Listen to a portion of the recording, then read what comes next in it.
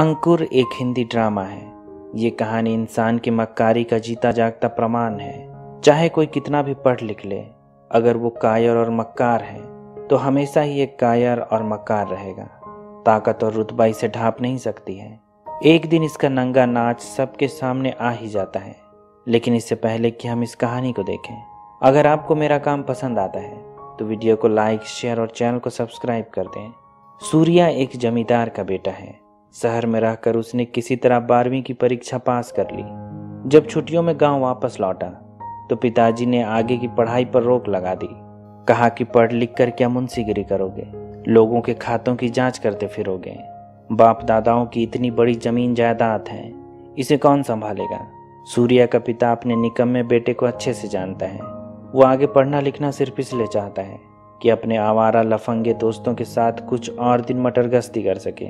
सूर्या के बाप ने अपने बेटे को जिम्मेदार बनाने के लिए उसकी शादी करा दी, लेकिन लड़की अभी नाबालिग है, इसलिए जब तक 14-15 की ना हो जाए उसे उससे दूर रहना होगा।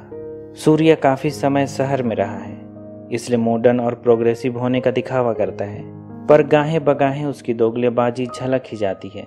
उसके पिता ने शादी के बाद एक औरत को रख लिया था, जिससे उसे एक बेटा भी है, पर वे सूर्या की आंखों को जरा भी नहीं सुहाते हैं।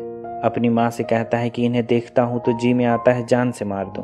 पर सूर्या की माँ कहती है कि पिछले 20 सालों से कौशल्या ने उसके पिता की देखरेख की है, उसे ऐसे ही नज़रअंदाज तो नहीं कर सकते हैं। गलती से भी अपने बाप के सामने उसे भला बुरा मत कह देना। सूर्या के पिता ने उसे खेतों और ताड़ के पेड़ों की जिम्मेदारी दे दी और खेतों के पास बने घर में रहने के लिए भेज दिया। उसके खेत में कई मजदूर काम किया करते हैं। एक पुलिस पटेल भी है जो उसके बाप दादाओं का वफादार है। हालांकि आजकल बड़े जमींदार कोर्ट कचहरी में ही ज्यादा व्यस्त रहते हैं। जायदाद की देखभाल ठीक से नहीं हो पा रही है। जब सूर्या फार्म हाउस पहुंचता है, देखता है कि घर की हालत बड़ी खराब है, इसलिए यहाँ काम करने वाली लक्ष्मी और उसके गूंगे बहरे पति किस्तैया पर बड़ा उखड़ता है। हालांकि इसमें उनका भी ज्यादा दोष नहीं है, वे तो कुछ समय पहले ही काम पर लगाए गए थे। उसके फार्म के पीछे एक बावड़ी है जहां से गांव की महिलाएं पानी भरा करती हैं। समय बीतने के साथ धीरे धीरे सूर्या को समझ में आने लगा है कि कैसे उसके लिए काम करने वाले उसी पर पूरी तरह निर्भर हैं। उनके लिए तो वो एक राजा साहब है। अनाज, रुपए, पानी सब उसके कब्जे में है। एक तरह से सब मजदूर उसके रहमो करम पर ही जिंदा है। उसने खेतों से फसल और ताड़ से बनी शराब की चोरी करने वालों पर कड़ी सजा रख दी। उसे तो आते ही जमींदारी रास आने लगी है। मजदूरों पर हुक्म चलाता है, लोग उसकी जी हुजूरी करते हैं। एक दिन उसने अपने बर्ताव से बिल्कुल हटकर कदम उठाया। उसने अपने लिए खाना पकाने का काम एक दलित कुम्हारिन लक्ष्मी को दे दिया। लक्ष्मी पहले केवल साफ सफाई का काम किया करती थी, अब उसके जिम में एक और काम आ गया है। पर लक्ष्मी ने पूछ ही लिया कि वो एक कुम्हारिन है, क्या वो उसका छुआ खा लेगा। तब सूर्या कहता है कि वो जात पात नहीं मानता है, लगता है बड़ा प्रोग्रेसिव है, ऐसी फालतू चीज में रखा भी क्या है। चलो, इंसान को इंसान तो समझता है। पहले यहाँ पुजारी के घर से खाना आया करता था। जब उसने पुजारी से खाना लेना बंद कर दिया तो पुजारी गोकुलाष्टमी के लिए चंदा लेने के बहाने वहां आ पहुंचा और बातों ही बातों में उसे धर्म का पाठ पढ़ा आया। कहता है आजकल धर्म का ख्याल किसको है। एक दिन जब सूर्या देखता है कि उसके खेतों का पानी उसके पिता की दूसरी पत्नी कौशल्या और उसका बेटा अपने खेतों में भी इस्तेमाल कर रहे हैं, तो उनके पानी की सप्लाई बंद करवा देता है और उन्हें जी भर कर गालियां बकता है। कहता है कि उसके कोई रिश्तेदार नहीं, तुम्हारा मेरा कोई परिचय नहीं है। उसके खेतों को सींचने के बाद पानी बचेगा तभी उसे पानी मिल सकेगा। अगर पूछे बिना पानी लेने की कोशिश की तो पछताना होगा, और ज्यादा बकवास की तो आंसू निचोड़ कर सिंचाई करनी पड़ेगी। लगता है अब पक्का जमींदार बन गया है। लक्ष्मी का पति एक नंबर का शराबी है, पर पहले ऐसा नहीं था। अच्छा खासा कुम्हार था, घड़े और बर्तन बनाता था, लेकिन अब गांव में लोग मिट्टी के बर्तन कम ही खरीदा करते हैं, इसलिए बेगारी में शराबी बन गया। जब भी लक्ष्मी अपने झोपड़े में जाती है, अपने पति कस्तैया को बड़ी कोसती है। हालांकि वो सुन बोल नहीं सकता है, पर भी वो कहती है कि उसने क्या ठान लिया है कि उसकी जिंदगी बर्बाद करेगा। घर में अनाज का एक दाना नहीं है, पहनने को कपड़े नहीं है। छोटे बाबू के घर से चावल चोरी करके लाना पड़ता है, पर वो पैसे शराब में उड़ा रहा है, शर्म ही नहीं आती है। एक दिन सूर्या ने लक्ष्मी के पति किस्तैया को शहर से खेतों के लिए खाद लाने को भेजा। अब जब वे फार्म हाउस में अकेले थे, लक्ष्मी को देखते देखते छोटे बाबू की नीयत खराब होने लगी। उसकी शादी के 1 साल बीत गए थे, लेकिन दुल्हन अब तक हाथ नहीं आई थी। पर कुछ भी गलत करने से पहले ही उसका दिमाग ठिकाने पर आ गया। आजकल वो लक्ष्मी का भरोसा जीतने के लिए ये दिखाने का नाटक करता है कि जैसे उसे उसकी परवाह है। एक सुबह जब गांव की महिलाएं उसके बावड़ी से पानी भर रही थी, वो उन पर अपनी रौब झाड़ने के लिए कुएं के पास जा पहुंचा, लेकिन उसकी नज़र वहीं पर पानी के पाइप से लिपटे सांप पर चली जाती है। सांप देखते ही उसका शरीर ठंडा पड़ गया, सारी रौब वहीं निकल जाती है। लड़खड़ाती आवाज में वो लक्ष्मी को पुकारने लगा। तब वो आकर एक डंडे से सांप को भगाती है। इस घटना के बाद तो वो लक्ष्मी के प्यार में पड़ गया। अगर जात पात की दीवार ना होती तो माँ बाप की तय की गई शादी सब छोड़ छाड़ कर लक्ष्मी से अभी शादी कर लेता। उसके पति किस्तैया से दूर कहीं भाग जाता। आजकल लक्ष्मी भी ज्यादातर समय फार्म पर ही बिताया करती है। गांव में भी इस बात की चर्चा होने लगी है कि छोटे बाबू ने एक कुम्हारिन को रख लिया है। सुना है उसके पकाए खाने भी खाता है। जरूर उनके बीच कुछ तो चल रहा है। छोटे बाबू तो अभी बच्चे हैं, पर उस गूंगे बहरी की ब्याता को तो बात समझनी चाहिए। एक दफे लक्ष्मी ने गांव के मंदिर में मन्नत मांगी थी कि उसे ईश्वर जल्दी एक बच्चा दे दे, लेकिन भगवान भी उसके पति की तरह है, ना तो उसकी सुनता है और ना ही उस पर अपनी कृपा बरसाता है। ऊपर से उसका नकारा पति जो केवल शराब के नशे में धुत रहता है, किसी काम का नहीं। जब भी वो शराब पीकर घर आता है, लक्ष्मी उसे जी भर के कोसती है, पर उस पर इसका कोई असर नहीं होता है। एक दिन तो लक्ष्मी के पति किस्तैया ने हद ही कर दी। सूर्या के ताड़ के पेड़ों से ताड़ी चुरा ली, लेकिन उसे ऐसा करते एक बच्चे ने देख लिया और भागा भागा सूर्या के पास जाकर इसकी शिकायत कर दी। जब किस्तैया नशे में धुत होकर फार्म तक पहुंचता है, सूर्या उसे जी भर कर गालियां देता है। नमक हराम, तुम्हें मैंने नौकरी दी और तुम मेरे ही फसल की चोरी करते हो। यहाँ लक्ष्मी भी थी, कहती है कि उसे माफ कर दें। इसकी सजा वो उसे कोड़े मार के दे सकता है, लेकिन इसके बावजूद उसने किस्तैया को पुलिस पटेल के हवाले कर दिया। पुलिस पटेल ने उसे गंजा करके गधे पर उल्टा बैठा पूरे गांव में घुमाया। पूरे गांव में किस्तैया का मजाक बन गया। नाक कट गई। लक्ष्मी कहती है कि ऐसे में तो तू मेरा जीना हराम कर देगा। किस्तैया कुछ बोल नहीं सकता है, पर उसके चेहरे पर सामूहिक अपमान की खींच देखी जा सकती है। अगली सुबह वो कहीं चला गया। उसने लक्ष्मी को भी कुछ नहीं बताया। किस्तैया के जाने के बाद पूरा वक्त लक्ष्मी को सूर्या के साथ ही रहना पड़ता है। आजकल वो उसे हर वक्त घूरा करता है। उसके इस झुकाव को लक्ष्मी भी भांप सकती है। वो महसूस कर सकती है कि सूर्या उसे चाहने लगा है। एक दिन जब सूर्या उसके करीब आने की कोशिश करता है, वो ऐतराज जताती है। अगले दिन से तो उसने काम पर आना ही बंद कर दिया। इधर बिना लक्ष्मी एक दिन भी काटना मुश्किल था। सूर्या बेचैन होने लगा है। उस शाम वो लक्ष्मी के झोपड़े में पहुंचता है।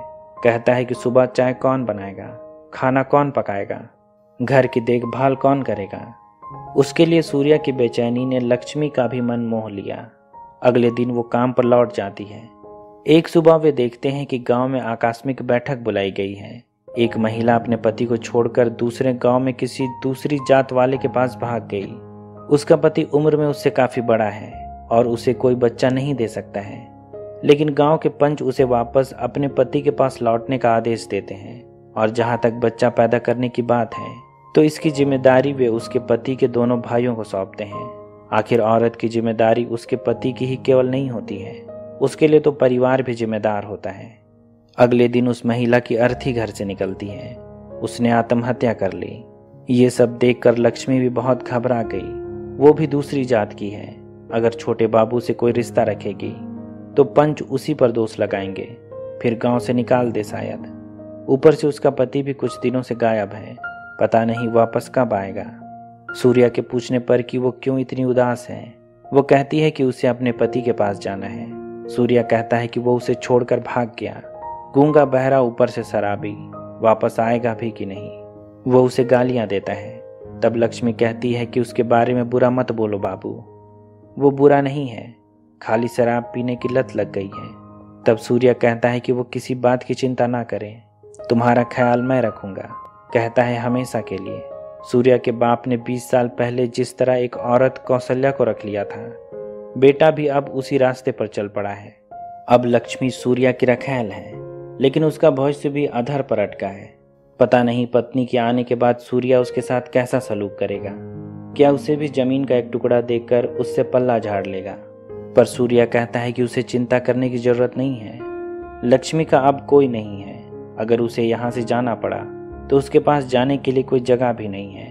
एक दिन जब सूर्या पूछता है कि उस नकारे किस्तैया से उसकी शादी कैसे हुई, तब वो बतलाती है कि वो पहले ऐसा नहीं था, पत्थर की तरह सख्त जवान था। उसकी माँ के पास दहेज के लिए पैसे नहीं थे, इसलिए उसने उसकी शादी किस्तैया से करा दी। जब सूर्या पूछता है कि अब तक उसके बच्चे क्यों नहीं हुए, क्या किस्तैया में कोई कमी थी, तब लक्ष्मी उस पर भड़क जाती है। कहती है कि एक बार बोले सो बोले, दोबारा ऐसा मत बोलना। पता नहीं वो अपने पति के बारे में कुछ भी गलत क्यों नहीं सुनना चाहती है। कोई भी उसे गाली दे उसे पसंद नहीं है। कोई उसकी मर्दानगी पर सवाल उठाए तो इस पर भी बौखला जाती है। उसका पति उसे छोड़कर चला गया और वो खुद छोटे जमींदार के साथ जिस्मानी रिश्ते में पड़ गई। फिर पतिव्रता होने का ढोंग कैसा। हो सकता है दोनों पति पत्नी के बीच कभी बड़ा प्यार रहा हो शायद। दिवाली के दिन कुछ लोग सूर्या के घर आते हैं। सूर्या पत्ते खेलने में जरा हल्का है, पर मर्दानगी को ललकारने पर शराब और जुए का दौर शुरू हो जाता है। उनमें से एक आदमी का हाथ पत्ते में बड़ा भारी है, सबको हरा रहा है। सूर्या तो कुछ दांव में ही खाली हो गया, पर एक आदमी मर्दानगी के नाम पर अपनी घड़ी, सोने की चैन सब जुए में लगाने लगा। आखिर में उसने अपनी पत्नी को भी दांव में लगा दिया। तब सूर्या समझाता है कि वो सोच समझ कर दांव लगाए। अगर लगाने को कुछ नहीं है तो चुपचाप घर चला जाए। पर इसके बाद भी उसने उसकी बात नहीं मानी और पत्नी को भी दांव पर लगा दिया। कहता है कि मर्द की जुबान है, वो इससे हिलेगा नहीं। उस आदमी ने यह दांव भी जीत लिया। लेकिन अगले दिन जब दांव में जीते माल पर कब्जा करने पहुंचता है, उस आदमी की पत्नी चाकू लेकर उस पर चढ़ जाती है। कहती है कि ऐसे मर्द की ऐसी तैसी, वो कौन होता है उसे दांव में हारने वाला, और तुम कौन होते हो उसे जीतने वाले। अरे बेशरम, घर में तुम्हारी जोरू नहीं है क्या?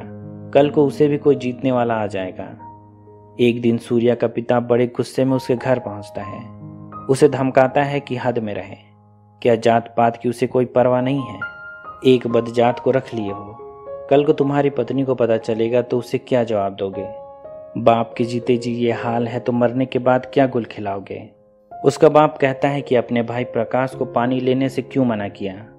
दोबारा ऐसा किया तो 2 मिनट में दिमाग आसमान से जमीन में उतार दूंगा। कुछ ही दिनों में सूर्या की पत्नी पारुल भी उसके साथ रहने के लिए यहाँ आ जाती है। लगता है अब बालिग हो गई है। पारुल ने भी लक्ष्मी और सूर्या के बारे में काफी कुछ सुन रखा था, इसलिए आते ही लक्ष्मी के पीछे पड़ गई।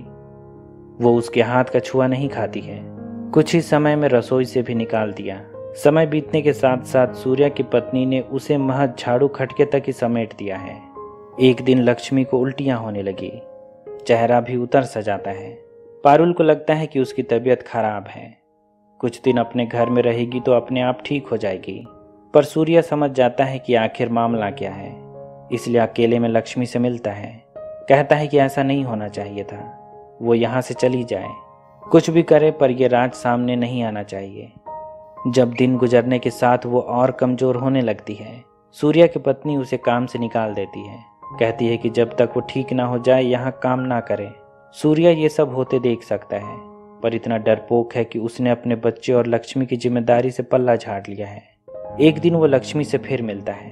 कहता है कि वो ये बच्चा गिरा दे, पर लक्ष्मी कहती है कि उसे ये बच्चा रखना है। ये केवल उसका बच्चा नहीं है, मेरा भी है। तब वो कहता है कि अगर उसे बच्चा हो गया तब याद रखे कि वो उस बच्चे को अपना नाम हरगिज नहीं देगा। अगर कोई उससे इस बच्चे के बारे में पूछेगा तो वो हर बात से अनजान बन जाएगा।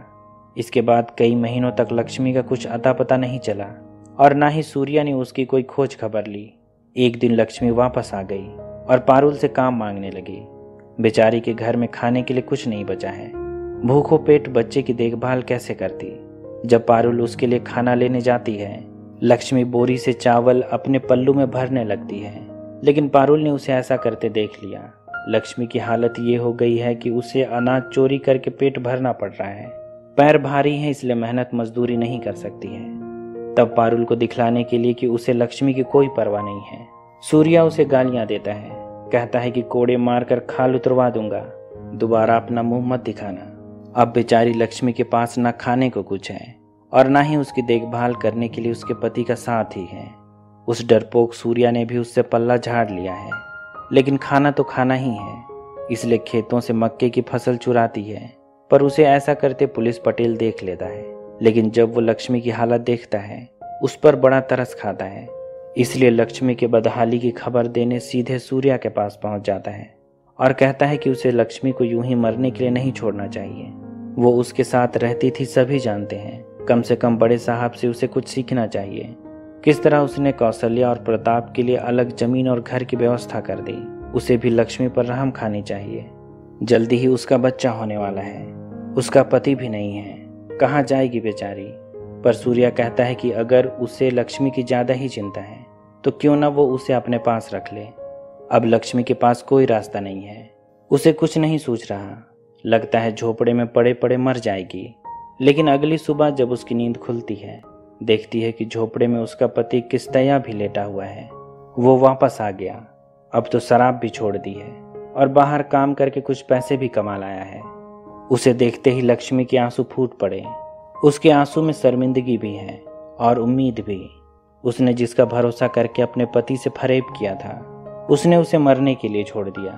पर किस्तैया को अपनी पत्नी से कोई शिकायत नहीं है। उसे तो लगा कि ये बच्चा उसी का है। लक्ष्मी ने भी उसे यह मानने दिया। अगले दिन जब किस्तैया काम मांगने सूर्या के पास जा रहा था, दूर से ही एक छड़ी लेकर अपनी तरफ आते किस्तैया को देखते ही उसके प्राण पखेरु उड़ गए। लगा कि सांस हलक से निकल जाएगी। मालूम पड़ता है किस्तैया उसे आज छोड़ेगा नहीं। वो उसे अपने नौकरों से पकड़ने को कहता है और भागकर घर से कोड़ा निकाल लाता है। फिर उसे बुरी तरह पीटने लगता है। नौकरों को भी समझ में नहीं आता है कि आखिर बात क्या है। सूर्या उसे गाली दे रहा है, कहता है कहाँ मुंह काला करा के आ गया है और मुझे मारना चाहता है। मैंने तुम्हें काम दिया, हरामजादे, तुम्हें दिखाता हूँ, आज नहीं छोड़ूंगा तुझे। दूर से जब लक्ष्मी देखती है सूर्या उसके पति को मार रहा है, वो भागी भागी अपने पति को बचाने वहां पहुंचती है। लक्ष्मी को देखकर सूर्या की हिम्मत जवाब दे गई। उसका सामना करने की उसमें ताकत नहीं है। वो भागकर अपने कमरे में चला गया और दरवाजा अंदर से बंद कर लिया। उसके घर के बाहर लक्ष्मी ने उसे बहुत कोसा, गालियों से उसकी सारी अकड़ निकाल दी। सूर्या के हर मजदूर ने भी ये सब होते देखा। आज भले ही वे सब खामोश हैं, लेकिन एक दिन उन पर से भी उसकी पकड़ छूट जाएगी। लक्ष्मी हमेशा के लिए अपने पति के साथ उसके मनहूस साय से दूर चली जाती है। अगली सुबह गांव का एक बच्चा पत्थर मारकर सूर्या के कमरे की कांच तोड़ देता है। ये इस बात का संकेत है कि अब बगावत शुरू हो गई है। इसी के साथ ये कहानी खत्म हो जाती है। उम्मीद करता हूँ कि आपको मेरा काम पसंद आया होगा। अगर ऐसा है तो वीडियो को लाइक, शेयर और चैनल को सब्सक्राइब कर दें। अभी तक बने रहने के लिए शुक्रिया।